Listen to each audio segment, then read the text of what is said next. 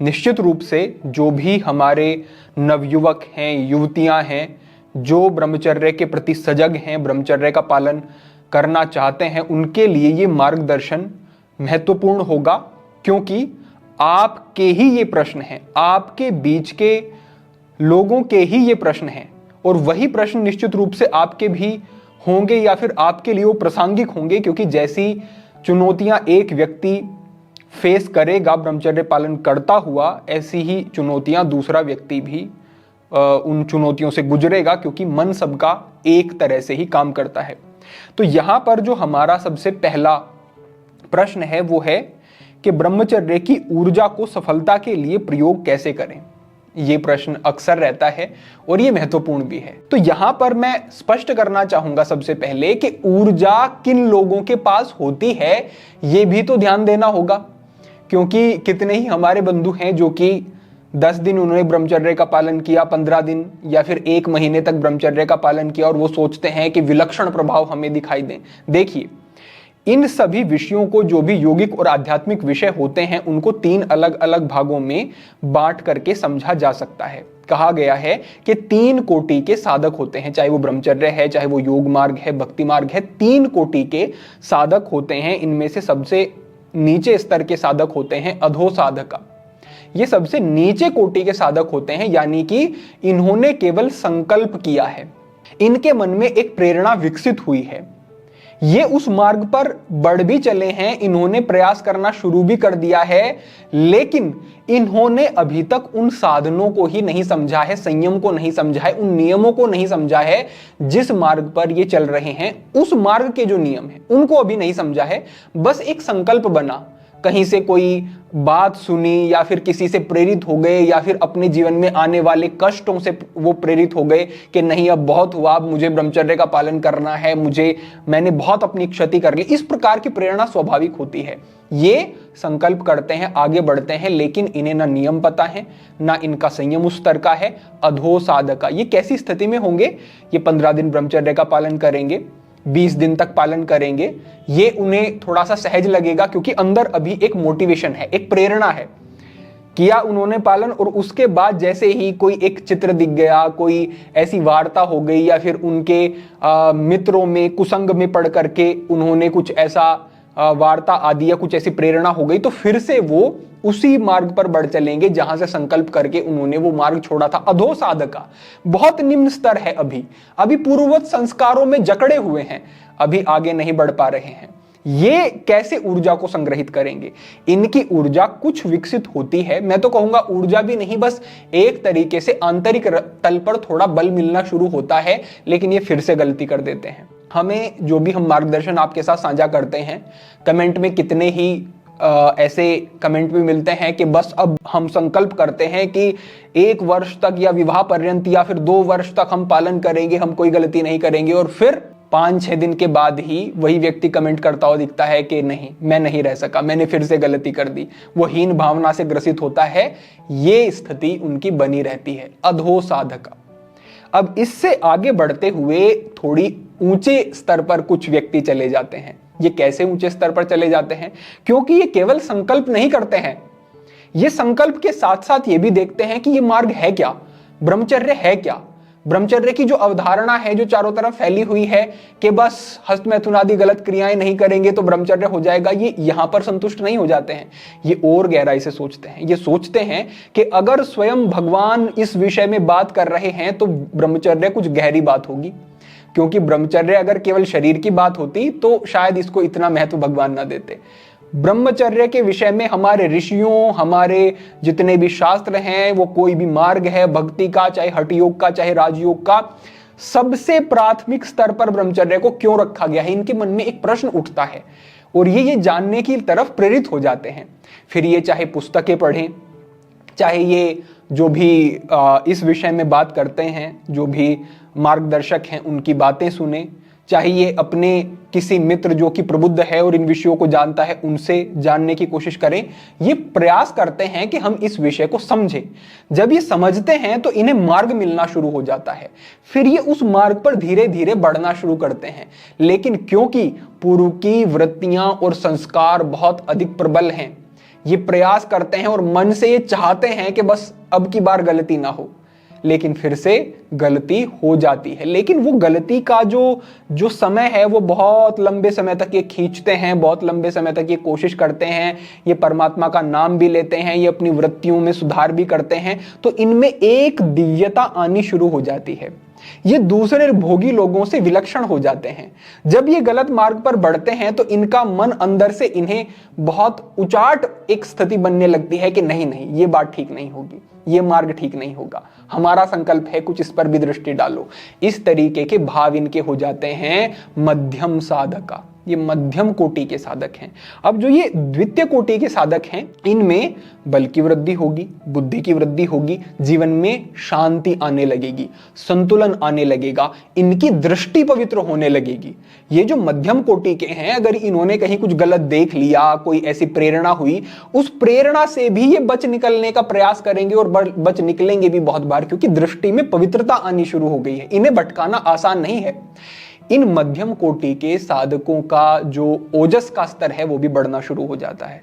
ओजस के विषय में हम अलग से आप चाहेंगे तो मार्गदर्शन करेंगे। ये एक सप्त धातुओं का सार तत्व और ये एक ऐसी शक्ति, एक ऐसी ऊर्जा है जो कि हमारे आयुर्वेद आदि शास्त्रों में भी बताया गया है कि ये एक तरीके से आपके पूरे शरीर को ऊर्जा देने का काम करता है। और ये कब होता है? जब आप ब्रह्मचर्य का पालन करते हैं और ब्रह्मचर्य पचना शुरू हो जाता है, यानी कि लंबे समय तक संग्रहित करके उस ऊर्जा को धारण करता है और योग आदि के माध्यम से उसे ऊर्ध्वगामी बनाता है। तो ये जो मध्यम कोटि के साधक हैं, इनमें ओजस की वृद्धि होती है और इस वजह से इनका व्यक्तित्व अलग दिखने लगता है। लेकिन जो हमने कहा गलती इनसे भी हो जाती है, तो ऊर्जा संग्रहित तो होती है लेकिन उस स्तर पर नहीं जा सकती है फिर वो। अब इससे आगे बढ़ते हुए होते हैं उत्तम साधक। ये उत्तम कोटि के हैं। इनमें विलक्षणता क्या होती है? ये इस ऊर्जा को संग्रहित भी करते हैं और इसको दिशा भी दे लेते हैं।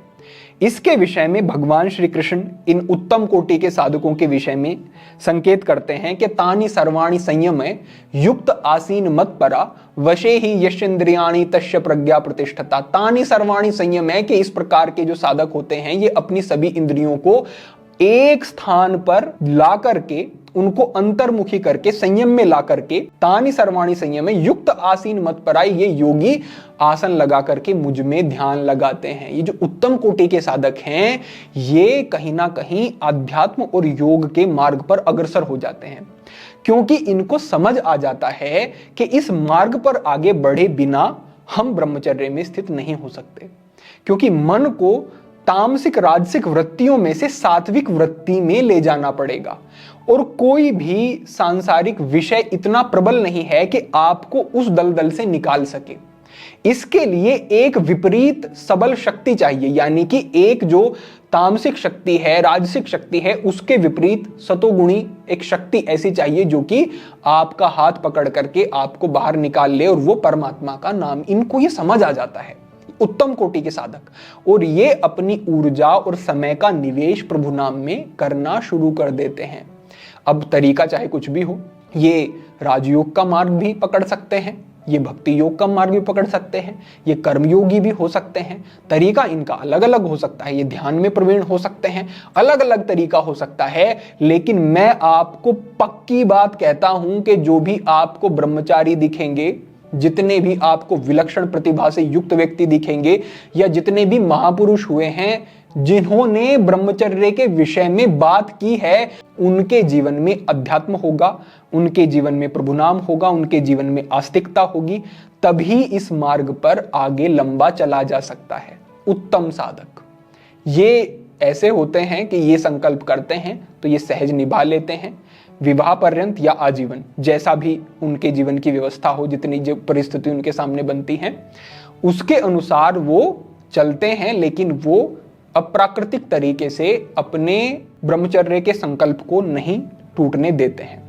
इस प्रकार के उत्तम कोटि के साधक ब्रह्मचर्य गृहस्थ जीवन में जाने के बाद भी क्योंकि संयमी हैं, क्योंकि अपनी एक स्त्री के प्रति ही एक निष्ठ हैं और उनके प्रति पूरी तरह से उनके प्रति समर्पित हैं, तो इनको ब्रह्मचारी की श्रेणी में ही रखा गया है। हमारे विद्वानों ने भी यही कहा है।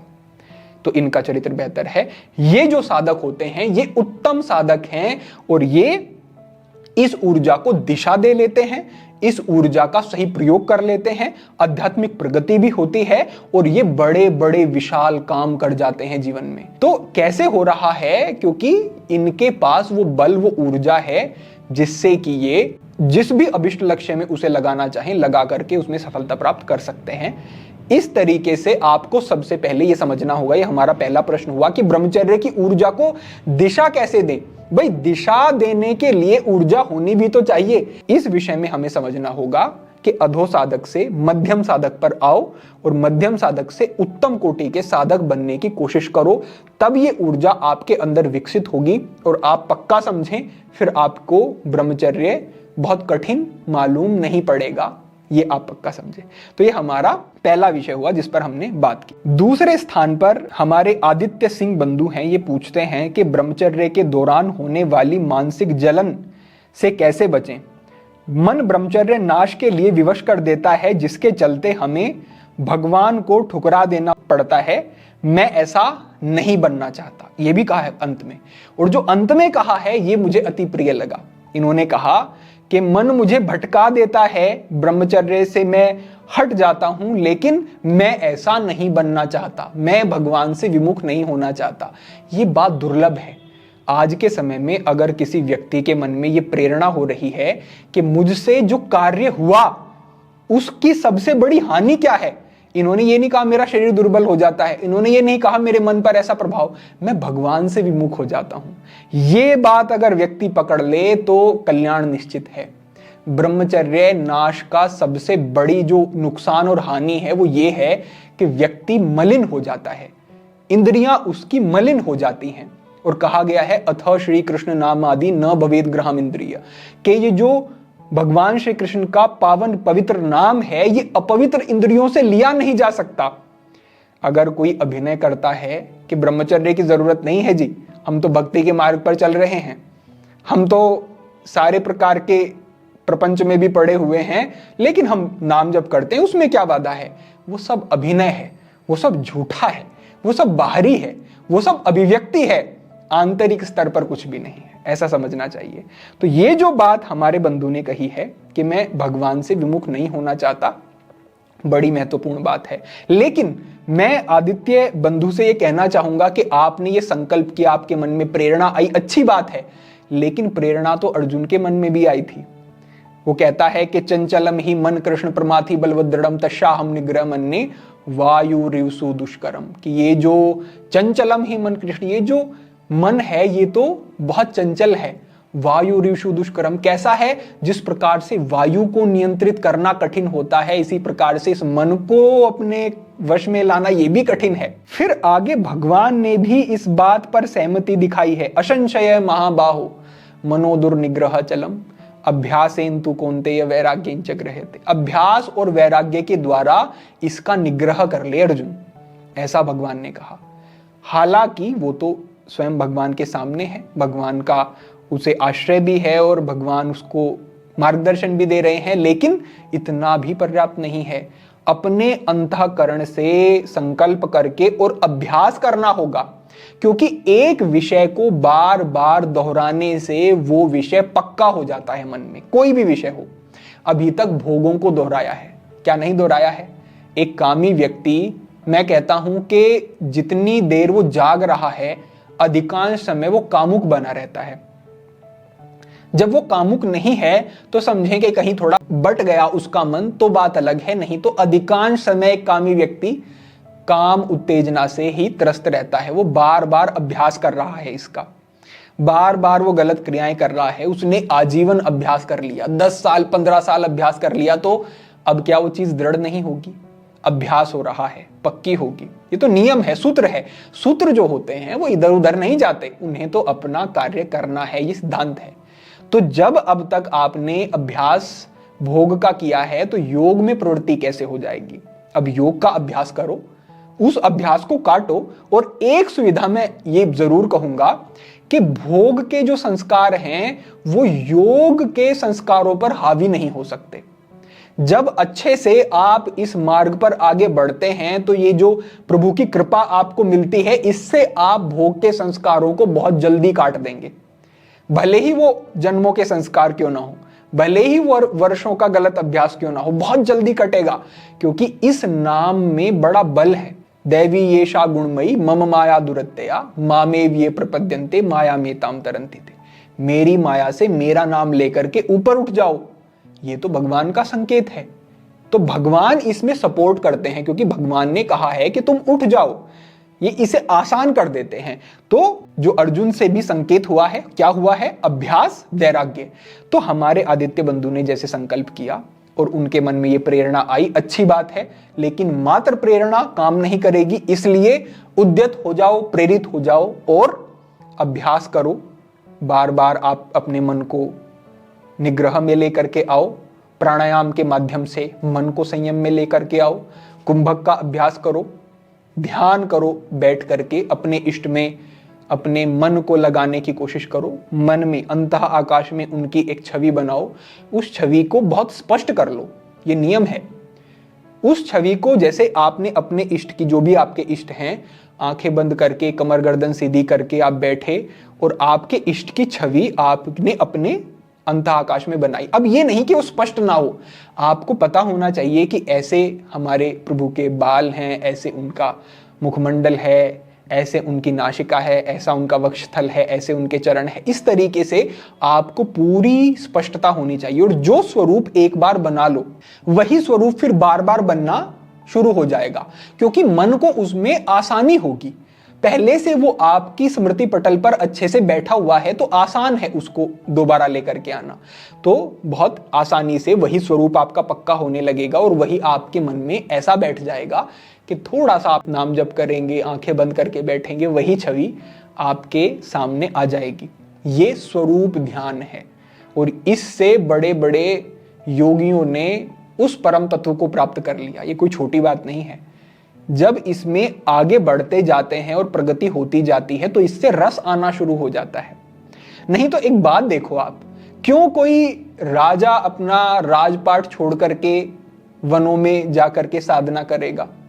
क्यों कोई वैभव से युक्त जीवन जीता हुआ एक तपस्वी का जीवन व्यतीत करेगा, जिसमें उसे कंदमूल खा करके और वस्त्र थोड़े से शरीर पर लपेट करके साधना करनी है? क्यों करेगा? कुछ बात होगी तभी तो करेगा। और होता आया है और आज भी हो रहा है और होता रहेगा हमेशा। तो इसमें जितना आगे बढ़ेंगे आप, उतना आपको बल मिलेगा। तो आदित्य बंधु, इस तरीके से आपको अब संकल्प बना, बड़ी श्रेयकर और अच्छी बात है, लेकिन रुकना नहीं है, अभ्यास करना है योग का, प्रभु से जुड़ने का। और वैराग्य फिर स्वयं होने लगेगा, क्योंकि भौतिक विषयों की वास्तविकता सामने आनी शुरू हो जाएगी कि कौन से भोग ने मुझे क्या दिया। फिर आपको अनुभव हो जाएगा कि कहाँ ब्रह्म है और कहाँ ये निकृष्ट भोग है, मैं इनमें क्यों पढ़ूं।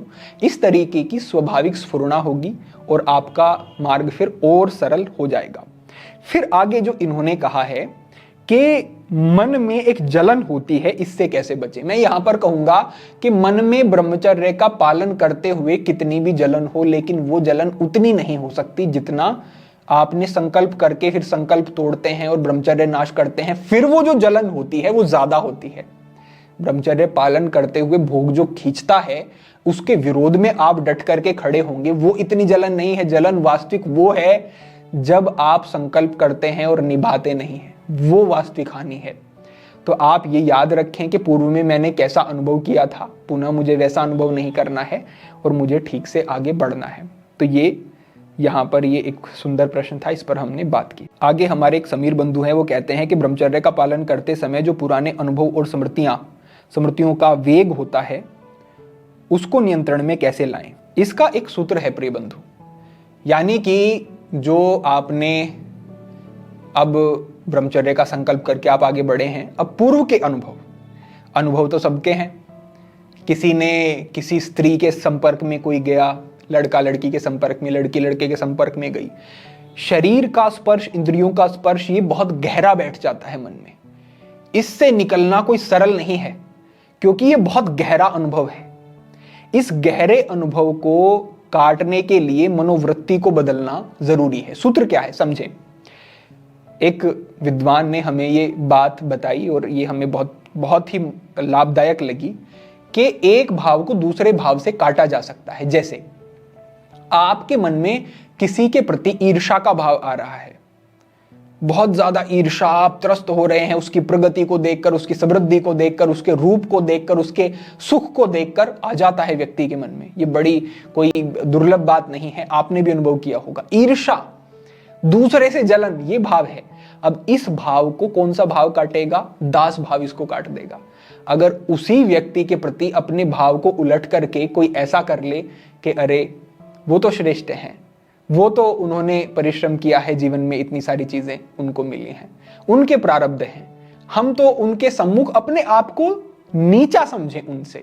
मैं ये नहीं कहूंगा कि अपने आत्मबल को कमजोर कर लें, वो बात नहीं है यहाँ पे। यहाँ पर बात ये है कि तृणादपि सुनीचे न तरोरपि सहिष्णुनाम अमानिनो मान देना कीर्तनिया सदाहरी। तृणादपि सुनीचे न, के अपने को तिनके से भी छोटा समझो। तो आप दूसरे से ईर्ष्या खा रहे हैं क्योंकि आप तुलना कर रहे हैं। तुलना के बिना ईर्ष्या होती है क्या? अंबानी बड़ा अमीर है, बड़ा धनाढ्य व्यक्ति है, आपको ईर्ष्या हुई है क्या उससे? बिरला बड़ा अमीर है, टाटा की जो हैं जितने भी लोग हैं और जो लोग हैं उनसे जुड़े बड़े अमीर धनाढ्य होंगे, आपको ईर्ष्या होती है क्या? कि नहीं जी मुझे उनसे ईर्ष्या नहीं होती। आपको किससे ईर्ष्या होती है? कि मुझे अपने भाई से होती है, मुझे अपने पड़ोसी से होती है ईर्ष्या। क्यों होती है? क्योंकि भाई से आप तुलना कर रहे हो अपनी।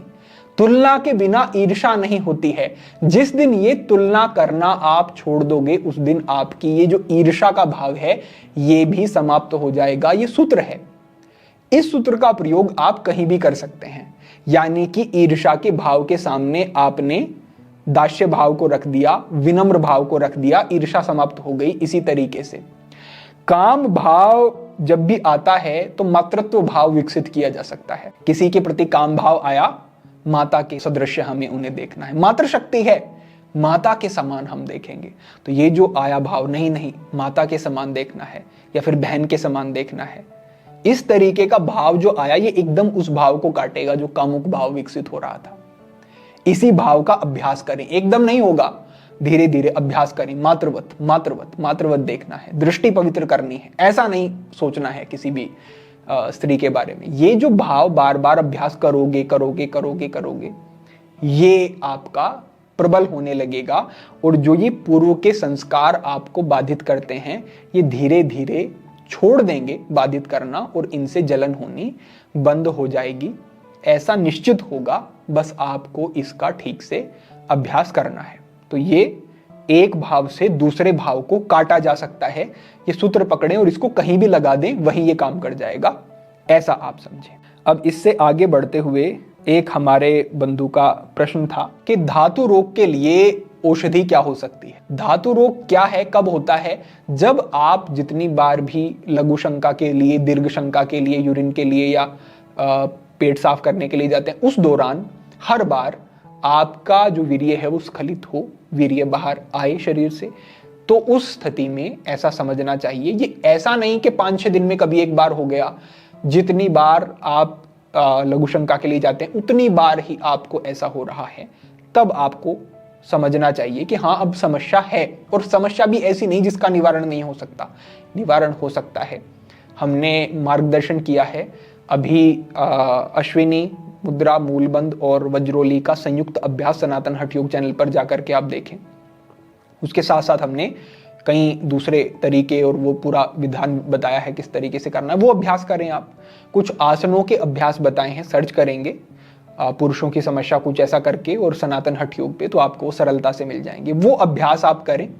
साथ में जो औषधि है वो यौवनामृत वटी के नाम से एक आती है, यौवनामृत वटी, और एक आती है चंद्रप्रभावटी। इसको एक टैबलेट इसकी भोजन करने के आधा घंटा बाद दिन में 2 बार, प्रातःकाल और दोपहर के भोजन के बाद लेनी है। इससे भी काफी अच्छे रिजल्ट देखने को मिलेंगे। जो धातु रोग की समस्या है उसमें ये जो स्पर्म क्वालिटी है उसको भी बेहतर करने वाली हैं, वीर्य की गुणवत्ता बढ़ाते हैं और जो भी विकार होते हैं उनको भी शमन करने वाला उनके ये औषधि है। किनको नहीं लेनी है? जिनको हाई बीपी की समस्या है, हृदय संबंधी विकार है, जिनके शरीर में गर्मी बढ़ी हुई है, पित्त बढ़ा हुआ है, या फिर जिनको पाइल्स की समस्या है, उनको नहीं लेनी है। बाकी इसका सेवन कर सकते हैं। तो ये आप ग्रहण कर सकते हैं। हम डिस्क्रिप्शन में लिंक साझा करवा देंगे, वहां से भी आप देख सकते हैं या फिर अपने अनुसार ले सकते हैं। लेकिन आपको पता होना चाहिए कि ये ठीक गुणवत्ता के साथ कहां से मिल रही है। विनायक पांडे कहते हैं कि विवाह की आयु हो गई है पर डर लगता है कि पत्नी पवित्र होगी या नहीं। ये ध्यान देने योग्य बात है सभी पुरुषों के लिए, नवयुवकों के लिए, युवतियों के लिए भी है और युवकों के लिए भी। बात यह है कि हमारे पास एक बंधु हमें मिलते हैं, वो कहते हैं बड़े परेशान, बड़े चिंतित, और कहते हैं कि मैं अपने जीवन को बस समाप्त कर लूं, यही मुझे अब अनुकूल लग रहा है, जीवन में कुछ बचा नहीं है। हमें लगा कि अरे भाई ऐसी भी क्या बात हो गई कि जो इतना आप दुखी हो, इतना परेशान हो। उन्होंने कहा कि मैं अपनी पत्नी से बहुत प्यार करता था, बहुत हमारा संबंध अच्छा था, वो भी मुझसे प्रेम करती थी, लेकिन अब मुझे पता चल गया है कि उसका तो पहले कहीं किसी लड़के के साथ संबंध रहा है। अब मेरा उसमें कोई प्रेम उससे नहीं रहा है, मेरी उससे कोई देखने की इच्छा नहीं है, बात करने की इच्छा नहीं है, जीवन समाप्त कर लूं। इस प्रकार की बातें और इस प्रकार की स्थिति उन्होंने बनाई हुई थी। मुझे लगा कि इनसे बात करनी बहुत जरूरी है। हमने उन्हें समझाया, उनकी बात समझ में भी आई। बात यह है कि एक व्यक्ति जो कि पूर्व में गलत था, हमने माना उसने ब्रह्मचर्य का पालन नहीं, चरित्र उसका कुछ ठीक नहीं रहा, गलती हो गई उससे, लेकिन फिर वो एक विवाह के संबंध में आती है लड़की और वो वास्तव में अपने पति से प्रेम करने लगती है, वास्तव में अपने पति से उसका जुड़ाव हो जाता है और विवाह के बाद वो बड़े अच्छे से रहती है, उनके आपसी संबंध अच्छे हैं, उनकी अंडरस्टैंडिंग अच्छी है और अपने दायित्वों का वो निर्वहन भी ठीक से कर रही है। अब अचानक आपको ये पता चलता है कि 3-4 साल पहले, 5 साल पहले उसके जीवन में कोई था और आप अपने आज के संबंध को खराब करते हैं। ये सबसे बड़ी मूर्खता है और ये पुरुषों में बहुत देखने को मिलती है। इस बात से और इस संकीर्ण मानसिकता से बाहर आना पड़ेगा, क्योंकि भगवान ने भी स्वयं कहा है, अपि चेत सो दुराचारो भजते मामन्य भाव साधु रेव से मंतव्यम सम्यक अव्यवसितो हिष, कि जो बहुत बड़ा दुराचारी भी है, अगर वो अनन्य भाव से मेरा भक्त हो जाता है तो क्योंकि उसका अब एक शुभ संकल्प हो गया है तो वो साधु मानने योग्य ही है। तो जब भगवान भी ये नहीं देख रहे हैं कि पूर्व में आपने क्या किया, पूर्व में आप कैसे रहे, जब भगवान आपको आपके निकृष्ट कर्मों के, चाहे कुछ भी आपने किया है, अपि चेत सुदुराचारो, कितना भी दुराचारी रहा है, मैं नहीं देखूंगा, भगवान ये कहते हैं। तो आप एक व्यक्ति जो आज पूरी तरह से आपके प्रति समर्पित है, उसकी किसी पूर्व की बात को लेकर के आज उसे दंडित कर रहे हो और अपने जीवन को भी खराब कर रहे हो, ये बात मूर्खता ही है। मूर्खता के अलावा हम इसको कुछ नहीं कहेंगे। इसकी तरफ ध्यान देना होगा और इस मानसिकता से निकलना होगा, वर्तमान को देखना होगा। हाँ, अगर सभी अपने चरित्र को पवित्र रखें, स्त्री भी और पुरुष भी, दोनों ही पवित्र रखें और ये संकल्प करें कि विवाह से पहले हम कोई भी किसी भी पुरुष से, स्त्री पुरुष से, पुरुष स्त्री से कोई संपर्क नहीं रखेंगे, तो ये उत्तम है। इससे ही एक सुंदर समाज की एक स्थापना होगी, निर्माण होगा, हम इस मार्ग पर बढ़ेंगे और हम विकसित होंगे। लेकिन अगर पूर्व में गलती कुछ हुई है तो उसको हमें समझ करके भी चलना होगा और आगे ठीक से हमें बढ़ना होगा। अपेक्षा है कि आपको ये विषय समझ आया होगा और इसको आप अपनी स्मृति में बिठाएंगे भी भविष्य के लिए।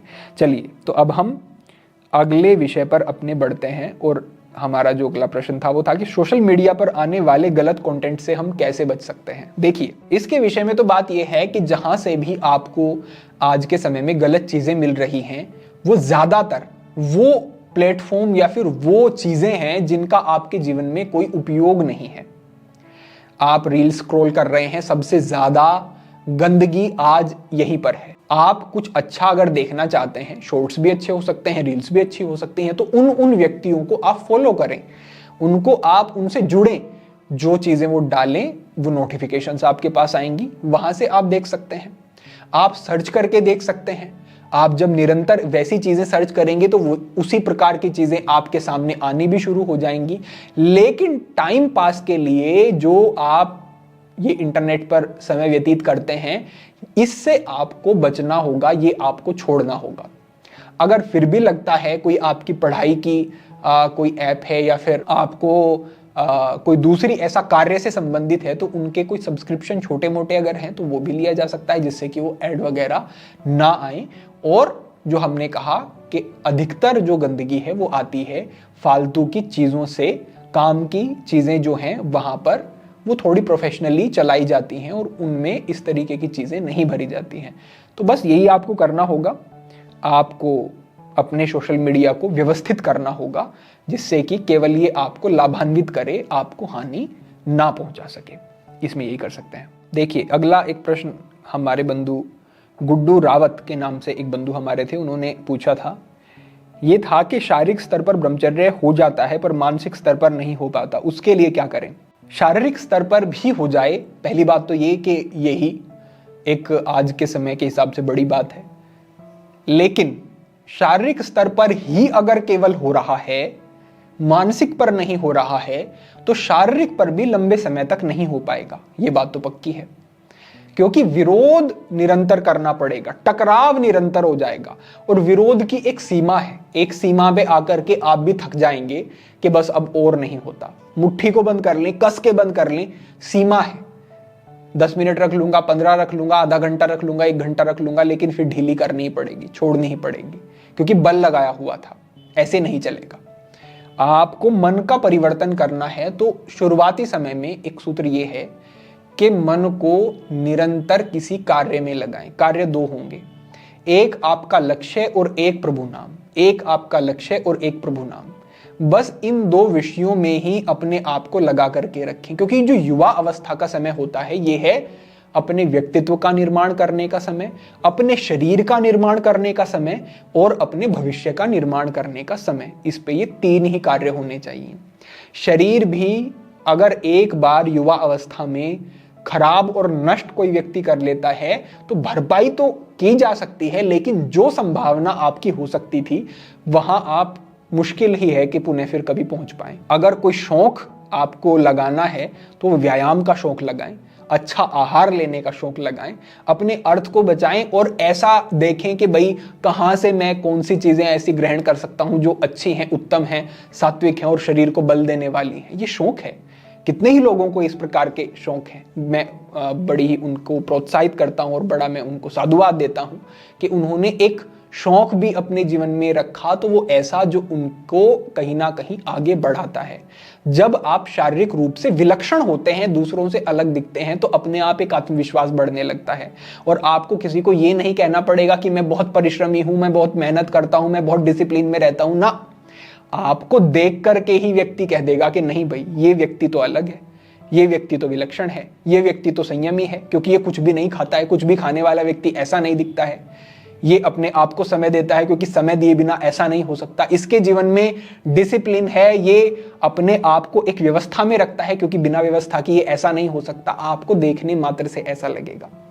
तो आपको ऐसा ही इन चीजों को अपने जीवन में लाना है, जो मैंने कहा कि अपने भविष्य का, अपने व्यक्तित्व का और अपने स्वास्थ्य का आपको निर्माण करना है इस समय में। फिर जो इन्होंने कहा है कि मन के स्तर पर ब्रह्मचर्य नहीं हो पाता है, तो हमने ये कहा कि पहले तो अपने कार्यों में और दूसरा प्रभु नाम में अपने आप को लगा करके रखें। जितना पढ़ने का समय है निकाल लिया, जितना स्वास्थ्य को समय देना है, आप कोई भी व्यायाम करते हैं वो निकाल लिया, और जितना बाकी बचा उसमें स्वाध्याय कर रहे हैं, उसमें अच्छा कुछ ऐसी सत्संग आदि या कुछ ऐसी वीडियोस ऐसी देख रहे हैं, कुछ क्रिएटिव नया सीखने की कोशिश कर रहे हैं, तो अपने मन को अगर आप व्यस्त रखते हैं, उसमें उसको खाली नहीं छोड़ते हैं, तो ये सहजता से संयम में आना शुरू हो जाता है। ऐसा आपको समझना चाहिए। तो ये इस विषय में आप पकड़ें बात। और अब मैं अंत में एक सामूहिक सुझाव आपके साथ साझा करना चाहूंगा। देखिए, हमारे पास बहुत सारे हमें मिलते हैं और आप सबकी बात भी ये है कि क्या करें कि जो अब स्थिति बिगड़ गई है उसे कैसे सुधारें। आप में से अधिकांश तो ऐसे होंगे जो अच्छी स्थिति में होंगे, लेकिन हम तो ऐसे ऐसे व्यक्तियों को भी देखते हैं जो ठीक से बोल नहीं पाते हैं, जबान लड़खड़ाती है, आत्मविश्वास का स्तर ऐसा कि आंखों में आंखें मिला करके बात नहीं कर पाते हैं, हम कुछ कहते हैं, समझते कुछ और हैं, समझने की स्थिति में नहीं रहते हैं। शारीरिक रूप से और मानसिक रूप से पूरी तरह से पतन हो चुका होता है। ऐसे लोगों से हम मिलते हैं, हम देखते हैं। अगर ऐसी स्थिति है और ऐसे लक्षण प्रकट होने लगे हैं तो सारी चीजें और फालतू की जो बातें हैं कि ब्रह्मचर्य से कुछ नहीं, कितना भी गलत क्रियाएं करो वो तो अच्छा ही है स्वास्थ्य के लिए, रिलैक्स होता है आदमी, इन सब बातों से तो सबसे पहले निकलो। अपने ऊपर ही दृष्टि डालो, वहीं सारे उत्तर मिल जाएंगे। दूसरी बात, इसका कोई विकल्प नहीं है कि आपको डिसिप्लिन में आना होगा, आपको अनुशासन में आना होगा, आपको प्रयास करना होगा और अपने जीवन को एक सांचे में ढालना होगा। जो समय सोना है सोना है, जो उठना है उठना है, जो ग्रहण करना है वो सारी चीजें ग्रहण करनी है। 1 घंटा अच्छा शरीर को व्यायाम देना है तो देना है। 1 घंटे से बढ़ा करके 2 घंटे पे ले जाएंगे फिर, क्योंकि शारीरिक क्षति बहुत हुई है, अनुशासन ज्यादा चाहिए। पुष्टिकारक आहार हमें लेना है। औषधियों का अगर हमें कोई प्रयोग करने की आवश्यकता लगती है तो सारी सुरक्षित औषधियां हैं, इनका प्रयोग भी हम करेंगे। कुछ जहां हम गलत चीजों में अपने धन को व्यय कर रहे थे, अब हम शरीर को बेहतर बनाने वाली वस्तुओं को ग्रहण करने पे उस अर्थ का प्रयोग करेंगे। ये सारा कुछ करना पड़ेगा। परमात्मा का नाम लेने के लिए हम अलग से समय निर्धारित करेंगे और दिन भर भी हम उसी वृत्ति में रहने का प्रयास करेंगे। ये सब करना पड़ेगा, स्वाध्याय करेंगे, करना पड़ेगा। इसका कोई विकल्प नहीं है। अगर एक बड़ी गंभीर स्थिति हो गई तो अपने आप को एक समय दो, 1 साल, 2 साल, 3 साल। कई ऐसे भी हमें प्रश्न मिलते हैं कि हम योग्य नहीं हैं शादी करने के, लेकिन घर वाले कह रहे हैं कि शादी करो, हम क्या करें? हम कहते हैं कि शादी ना करो अभी भाई। आपको कोई अधिकार नहीं है किसी दूसरे व्यक्ति के जीवन को नष्ट करने का। आप अपने आप को समय दो, 1 साल, 2 साल, 3 साल, कोई फर्क नहीं पड़ेगा। जब अपने ऊपर कार्य करोगे तो भले ही आप 30 साल, 32 साल, 35 साल के हो, आप पुनः वैसी ऊर्जा और वैसी क्षमता को विकसित कर सकते हो जो आप में 18-20 साल में भी नहीं थी। कर सकते हो। तो थोड़ा समय लो, कोई देरी नहीं हुई है, समय लो और अपने आप को बेहतर स्थिति में पहुंचाओ। लेकिन जब तक आप बेहतर आंतरिक रूप से अनुभव करते हैं तब तक विवाह की ओर ना जाओ। तो ये भी एक हमारी ओर से सुझाव है। और हमने कहा कि अनुशासन के बिना बात नहीं बनेगी। मुझे लगता है कि ये जो चर्चा आज हमने की है ये बहुत महत्वपूर्ण है। आपको यदि महत्वपूर्ण लगी है तो इसे अग्रेषित अपने अन्य बंधुओं तक भी करें, क्योंकि हमारे अकेले के प्रयास से बात नहीं बनेगी। सामूहिक प्रयास ही बड़े परिवर्तन ला सकता है। तो ये सारी चीजें अगर एक व्यक्ति समझ लेगा और अपने जीवन में धारण कर लेगा तो उसे ब्रह्मचर्य के मार्ग में चलने में और अपने जीवन को सात्विकता की ओर, धर्म की ओर ले जाने में बड़ी सुविधा हमें लगता है कि होगी। तो यही कुछ ऐसे विषय थे जो कि आज हमने जिन पर चर्चा की। आप साथ में बने रहे, चीज़ों को समझा। आपने प्रश्न भी बहुत सारे रखे, लेकिन अभी हम इस मार्गदर्शन में प्रश्नों को नहीं लेंगे, क्योंकि चुनिंदा प्रश्न लिए और हमने ये एक ऐसा विषय रखा कि जिसे कोई भी देखे तो सारी ही जो बातें हैं वो उसे उसके लिए उपयोगी मिलें। प्रश्नों को अलग से लेंगे, पुनः आएंगे आपके साथ, पुनः बात करेंगे, आपके प्रश्न लेंगे। लेकिन अभी के लिए हम इस विषय को यहीं पर समाप्त करेंगे और इस मार्गदर्शन को हम साझा कर देंगे। तो जो मध्य में आए हैं, अंत में आए हैं, वो शुरू से भी इसे ज़रूर देखें। ये आपके लिए निश्चित रूप से उपयोगी होगा।